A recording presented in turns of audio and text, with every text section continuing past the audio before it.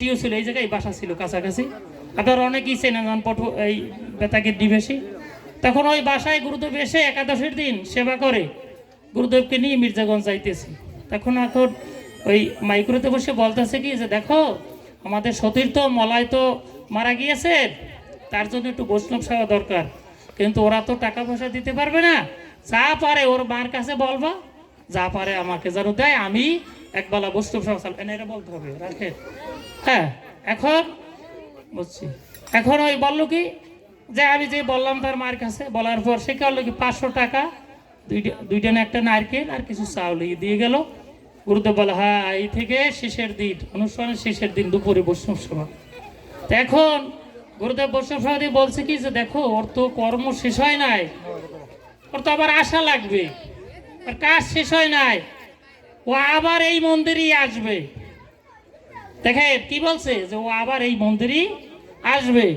এখন ওই মলার মা সে তো কাঁদতে কাঁদতে বোঝে না, দুইটা ছেলে, ছোট ছেলে মারা গেলে যে কি অবস্থা হয়, তার বাবাও মারা গেছে, খুব হতবাক হয়ে গেল বুঝছে।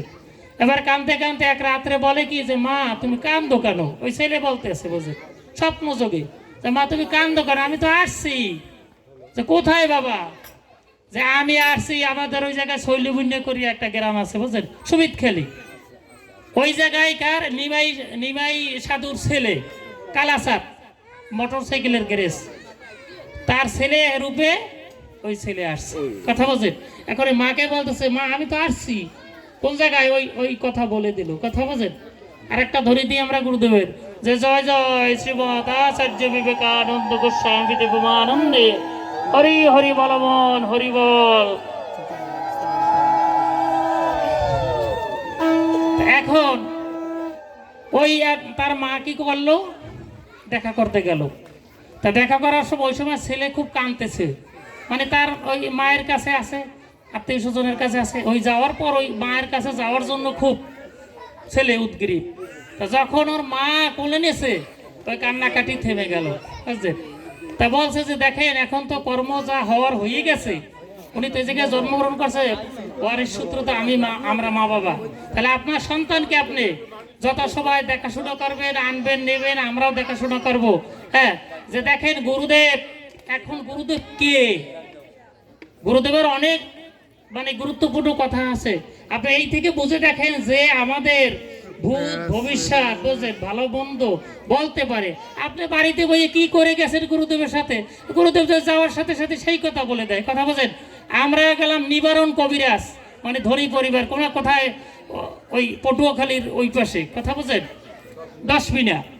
এখন ওই ভদ্রলোক করছে কি জানেন, গুরুদেব পটুয়াখালীতে একটা অনুষ্ঠান করছে, ব্যাপক বড় অনুষ্ঠান, পটুয়াখালী নিবাসীরা করার পরে উনি অনেক শ্রোতা লেখকে নিয়ে আসছে যে গুরুদেবের ধারে গেলে উনি তান্ত্রিক মনে থাকে না, তো উনি করছে কি ওই কথাগুলো লেখে লেখে নিয়ে আসছে। তো ওনার আস্তে আস্তে যে ডেট হয়ে গেছে, গুরুদেব আলোচনা শুরু করে দিয়েছে। শুরু করার পর ওনার ওই যে ফিরিস্তি নিয়ে আসছে না, ওই ফিরিস্তি নিয়ে এই গুরুদেব আলোচনা করতেছে। ওনার যে কয়টা প্রশ্ন, সব কয়টা প্রশ্নের উত্তর ওই বলে দিয়েছেন। উনি বাড়ি যাওয়ার পর ওনার খেয়াল হয়েছে যে গুরুদেব এর কাছে গেলাম, আমি একটা চোথা নিয়ে গেলাম, কিন্তু আমি এই কথাগুলো তো বলতে পারলাম না, কিন্তু গুরুদেব যে আলোচনা করলো আমার প্রতিটি কথারই তো উত্তর তদুত্তরে দিয়ে গেলেন। তা আমরা গেলাম গজেন্দা, আমি আর কে যেন গেল, যাওয়ার পর ওই লোক ভক্তিতে একেবারে আপ্লুত হয়ে গেল বুঝেন, যে মানে ব্যাপক কইছে যে আপনাদের গুরুদেবের মানে সমকক্ষ গুরুদেব আর আছে কি না বুঝেন। হ্যাঁ আমি বলতে পারবো না, কিন্তু উনি অন্তর্যামী, ও সকলের অন্তরের খবর উনি জানেন, কথা বোঝেন। এখন এই গুরুদেব অন্তরের খবর জেনে এখন আমরা যদি আমাদের কর্মটুকু না করি, কথা বোঝেন, তাহলে আমাদের অবস্থা হইবে কেমন, কথা বোঝেন, খুব খারাপ অবস্থা হইবে, কথা বোঝেন। গুরুদেব বলেছে কি জানেন, যে মৃত্যুর পর মানে মুসলমানি একটা ভাষায় বলে যে মৃত্যুর পর আপনাকে সাফায়াত করবে কে? কান রাসূল হযরত মুহাম্মদ সাল্লাল্লাহু আলাইহি সাল্লাম। আর আমাদের মৃত্যুর পর সাফায়াত করবে কে? যার যার গুরুদেব কি। তাই এখন আমাদের গুরুদেব যদি সেই সুপ্রিম পাওয়ারের লোক হয়, কথা বোঝেন, আর আপনি যদি ভালো কর্ম করেন, তার আদেশ নির্দেশ মেনে চলেন, তাহলে তা সে জায়গায় তো কোনো আর্গুমেন্টই হবে না, হবে যে ওকে এই পাশে নিয়ে যায়, ওর ওকুলে না, এই পাশে নরকে না, স্বর্গে, স্বর্গে না, একেবারে কোথায় গোলক ধামে নিয়ে যাবেন। এই যে সাধুরা দেখেন বিয়ে করে নাই, শাদি করে নাই, ঘর করে নাই, সংসার করে নাই, কথা বোঝে না, তাদেরও কলঙ্ক আছে, তাদেরও কিন্তু কলঙ্ক আছে। আমরা কথাই বলি, কিন্তু ভালো কর্ম করতে গাইয়া বুঝলেন কিছু বিপক্ষের লোকও তো থাকে, কম বেশি কিছু হয়ে যায়। হরিদাস দেখেন, হরিদাস বাবাজির যখন মানে এই লীলাধামে লীলা করতেছিলেন, তখন কিন্তু তার 22 বেজাগারে বেত্রাঘাত করা হয়েছে।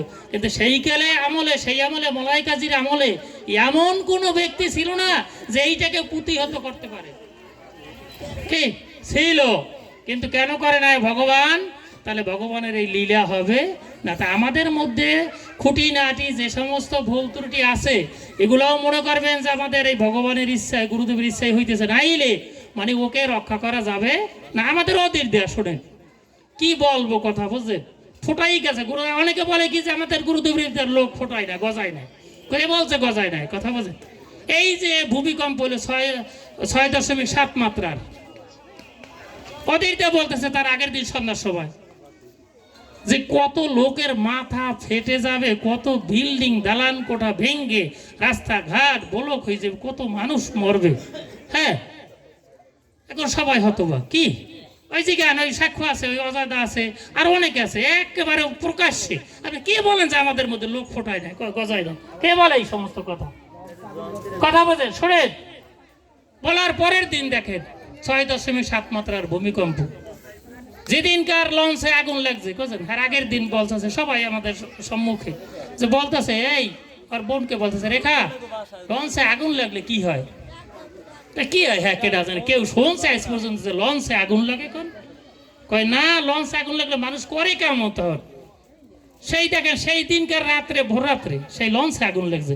আর কি বলবো, আপনারা যাইয়ে নদীদের কাছে, কিন্তু গেলে ভালো মানে কথা স্পষ্ট পাবেন না, কিন্তু পেছানো গোছানো কথা তো বোঝা অনেক কঠিন। কিন্তু যাকে নির্দেশ করা হয় তার কাছে একেবারে ওপেনিং ভালোভাবে কথা বলে, কিন্তু বোঝা যায় না, কথা বোঝেন? তার সাথে কিন্তু অন্তর্গ অনেক লোক দূর দূর থেকে গুরুদেবের নির্দেশনায় যে অধীরের কাছে যা, অধীরের কাছে আসে, কিন্তু 2-1টা লোক গজাইছে, কথা বোঝেন না? আর কি বলবো, বেতাকি নিবেশী আপনারা বীরজগঞ্জ আমাদের 8 দিন ব্যাপী ঝুলন যাত্রা অনুষ্ঠান হয়। একটা অনুষ্ঠানের কথাটা বলে যাই যে আমার জন্য সারা